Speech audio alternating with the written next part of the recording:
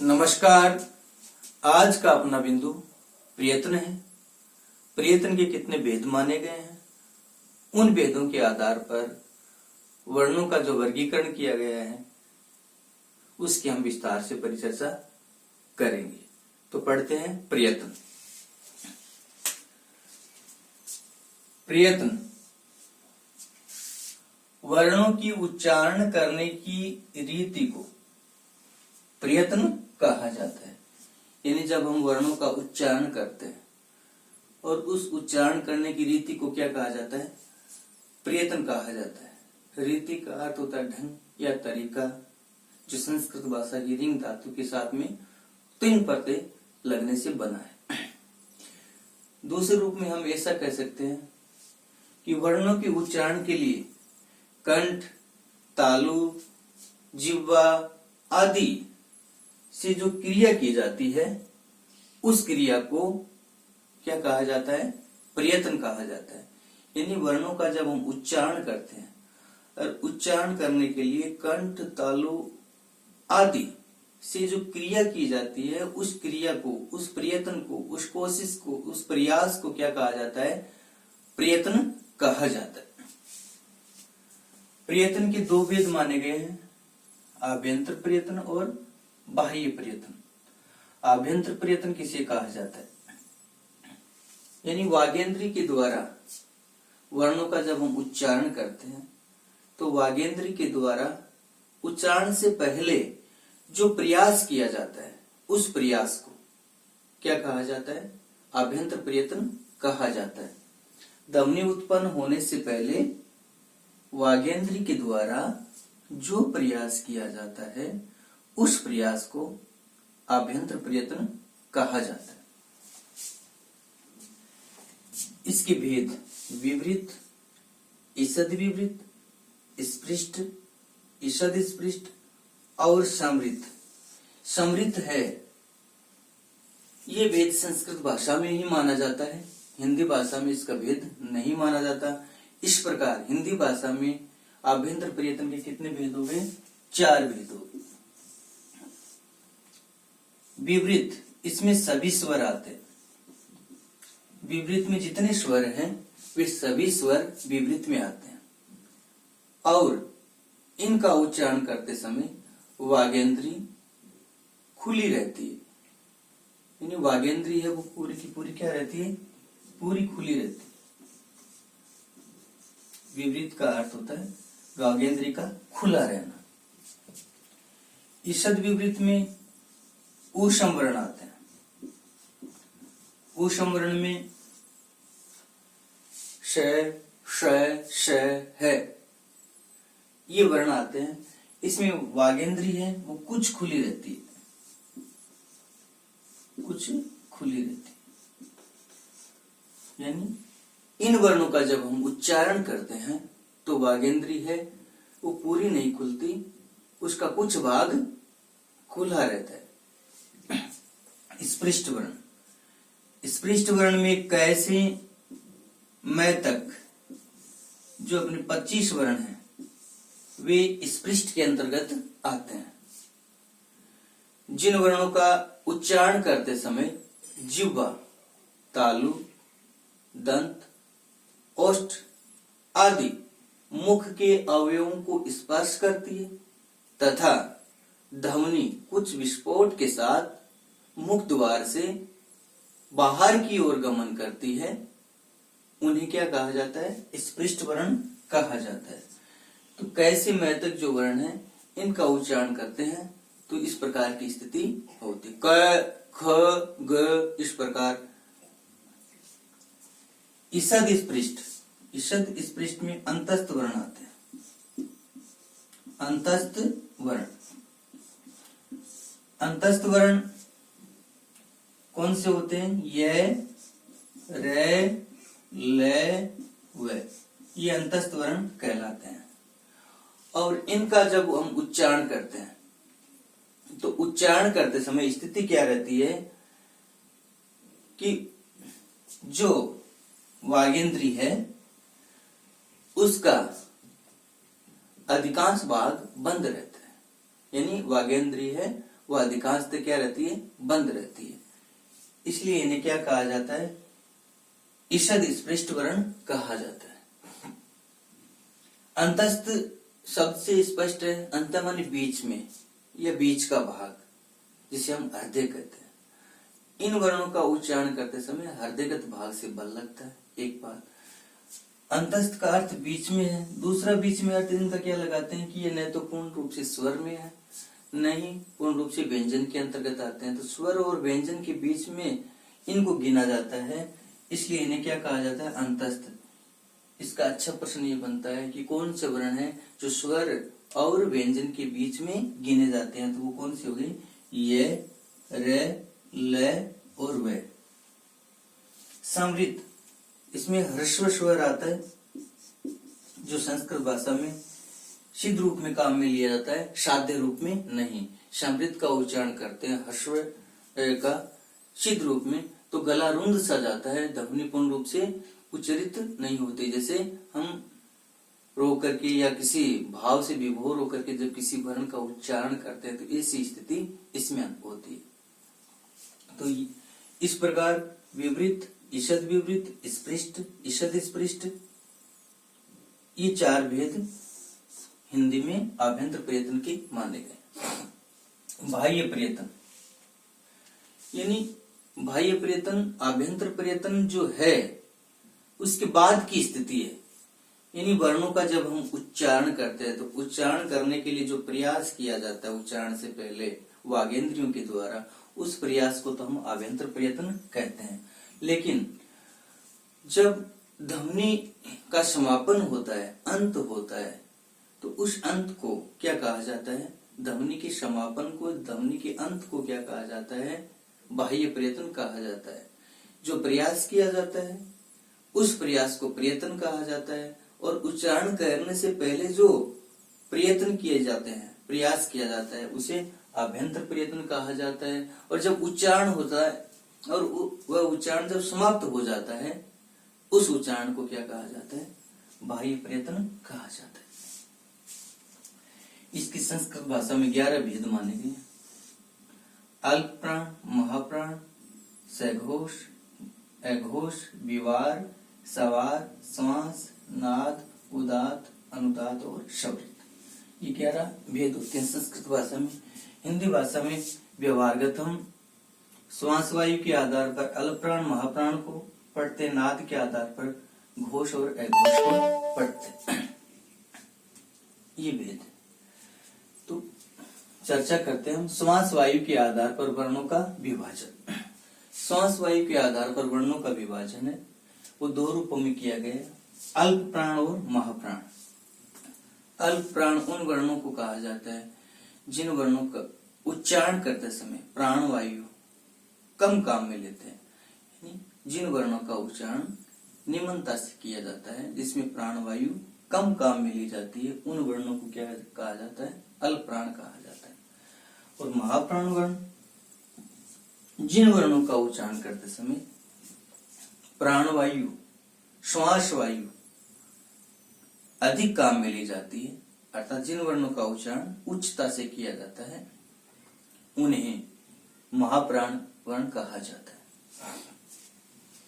ये अपनी वर्णमाला है, क, च, ट, त, प, ये पंचवर्ग हो गए। ये लव अंतस्थ वर्ण हो गए, और श, श, श, है, ये क्या हो गए, ऊष्म वर्ण हो गए।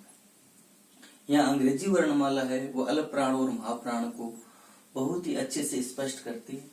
तो हम जो हिंदी के वर्ण है, इनका अंग्रेजी बनाते हैं।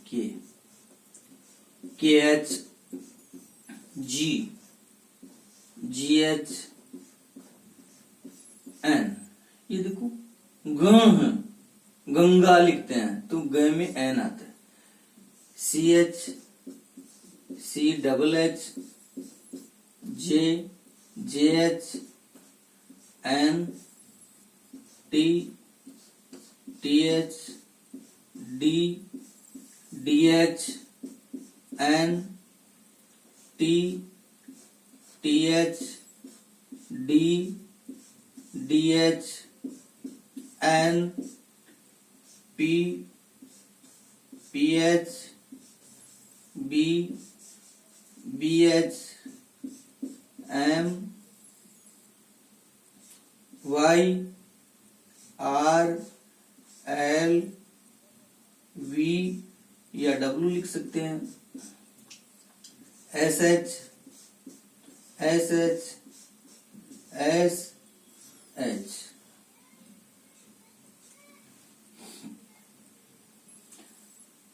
अब अंग्रेजी के हिसाब से हम इनका उच्चारण करते हैं तो अल्प प्राण और महाप्राण बहुत ही अच्छे से स्पष्ट हो जाते हैं। कि यानी क का उच्चारण करते हैं, क ख, तो क से दुगुना इसमें समय लगता है, क ख।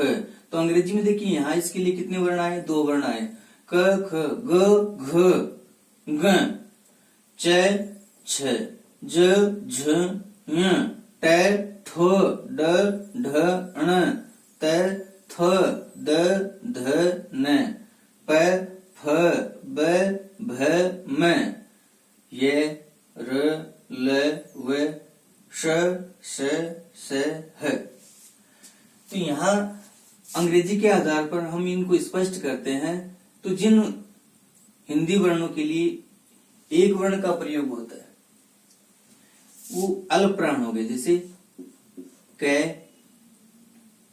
ग,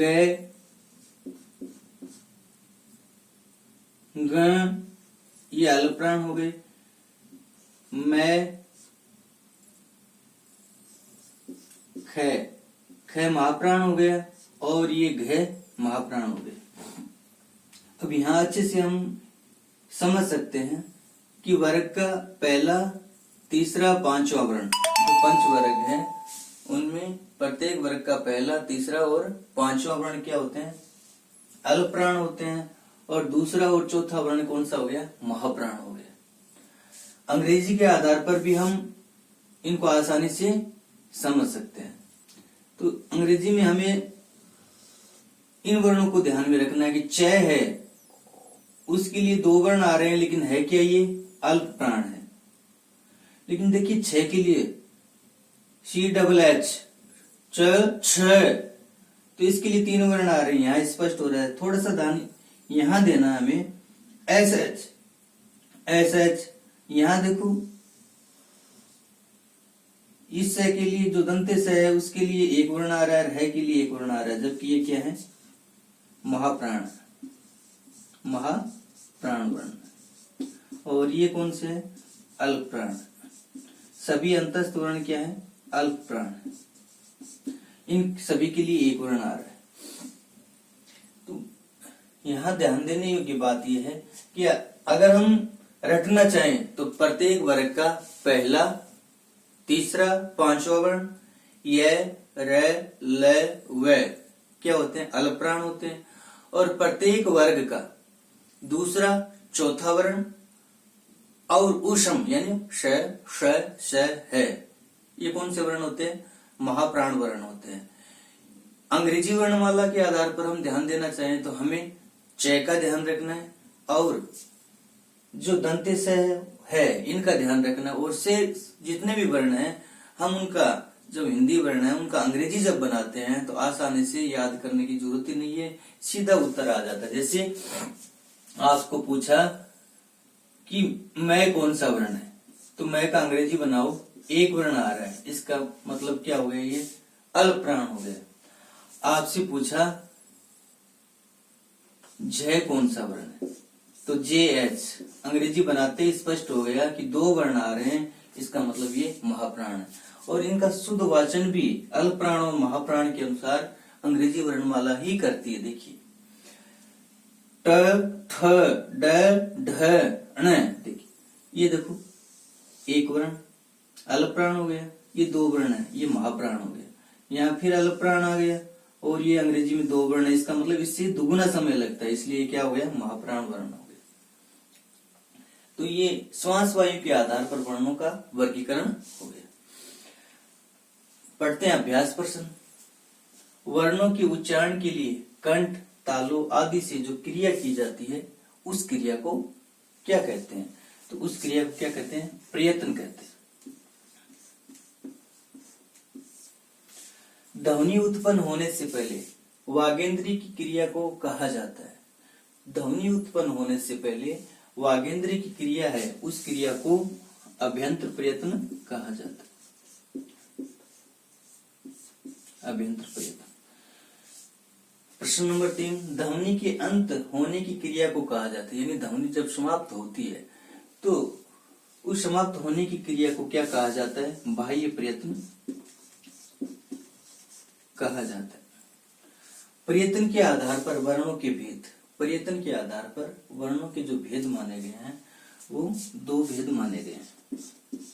कौन से हो गए? अभ्यंतर प्रयत्न और बाह्य प्रयत्न, 2 भेद हो गए। अगला निर्देश है कि निम्नलिखित वर्णों की प्राण बताओ, यानी अल्प प्राण और महाप्राण हमें बताने इन वर्णों में। तो अंग्रेजी वर्णमाला के आधार पर इनको स्पष्ट करना चाहें तो ये क है, इसके लिए अंग्रेजी में एक वर्ण आ रहा है, इसका मतलब ये हो गया अल्प प्राण। ये है, इसके लिए वाई आ रहा है, एक वर्ण आ रहा है, ये भी अल्प प्राण हो गया। है पीएच, इसके लिए 2 वर्ण आ रहे हैं, इसका मतलब ये महाप्राण हो गया। रे, इसके लिए आर आ रहा है, एक वर्ण अंग्रेजी वर्णमाला में, इसलिए ये क्या हो गया? अल्प प्राण हो गया। ठ, टी एच, 2 वर्ण आ रहे हैं, महाप्राण हो गया। डी, एक वर्ण आ रहा है, अल्प प्राण हो गया। ख, के एच, 2 वर्ण आ रहे हैं, महाप्राण हो गया। वह वी, एक वर्ण आ रहा है, अल्प प्राण हो गया। सी एच, 2 वर्ण आ रहे हैं, लेकिन ये अल्प प्राण है, ये हमें ध्यान रखना है, क्योंकि इसको स्पष्ट करने के लिए छ, देखो यहाँ इससे अधिक वर्ण आ रहे हैं, 3 वर्ण आ रहे हैं, तो ये महाप्राण 6 है, और 6 क्या हो गया? अल्प प्राण हो गया। सी डबल एच, 6 महाप्राण हो गया। ये है, एक वर्ण आ रहा है, लेकिन ये क्या है? महाप्राण वर्ण, ये हमने चर्चा कर ली। जे एच, 2 वर्ण आ रहे हैं, महाप्राण हो गए। एस एच, महाप्राण हो गए। एन, अल्प प्राण हो गए। भय बी एच, महाप्राण हो गए। एच है, एक वर्ण आ रहा है, लेकिन ये महाप्राण है, तो हमें ध्यान किसका रखना है? च, से और है का रखना है। इसके लिए 2 वर्ण आ रहे हैं, लेकिन ये क्या है? अल्प प्राण है। इन दोनों के लिए एक एक वर्ण आ रहा है, फिर भी ये कौन से हैं? महाप्राण है। और शेष अंग्रेजी भाषा इनको अच्छे से स्पष्ट करती है। तो इन वर्णों का हमने अल्प प्राण और महाप्राण जाना। आज के बिंदु में हमने पढ़ा प्रयत्न। प्रयत्न में हमने विस्तार से चर्चा की अल्प प्राण और महाप्राण के बारे में। अगली कक्षा में एक नया बिंदु लेकर के आपके सामने पुनः हाजिर होंगे। धन्यवाद।